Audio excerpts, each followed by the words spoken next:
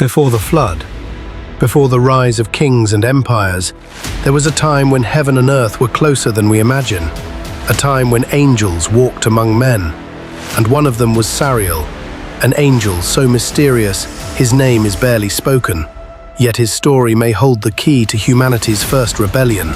Who was he? A healer? A teacher? Or a traitor who helped unleash forbidden knowledge on the world? This is the story of the world before the fall, and the angel who stood at its center. Imagine Earth in its first days.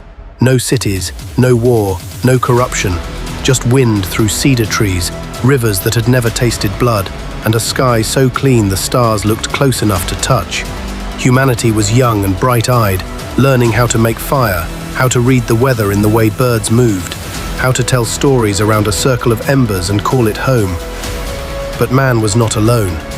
Watching from the high places were the watchers, angels sent not to rule, not to interfere, but to observe. They were witnesses to dawn itself, guardians at a distance. They did not build temples, they did not sit on thrones. They kept their silence and learned the rhythm of a newborn world. Among them stood Sariel. His name could be read as Prince of God, or God's command. If Michael was a sword and Raphael a balm, Sariel was a compass. He knew the hidden currents beneath creation, the long breath of the moon, the sway of the tides, the quiet mathematics of the heavens. He didn't shout, he didn't boast. He traced the sky with his eyes and listened for the music in everything. Nights in those days felt endless. Early humans would point upward and whisper. The sky was a book no one could read. Sariel understood the script. The moon's silver path, the timing of seasons, the secret calendar written in light. Perhaps he was meant to keep it. Perhaps he was meant to guard it until the time was right.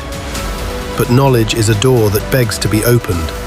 The watchers descended at dusk, like mist, keeping distance. They watched a mother teach her child to laugh. They watched a hunter thank the animal he took. They watched men and women braid stories into the night, so they wouldn't be afraid of it anymore. And, slowly, they loved what they saw. Azazel loved the spark in a young man's eyes when he shaped stone into a blade.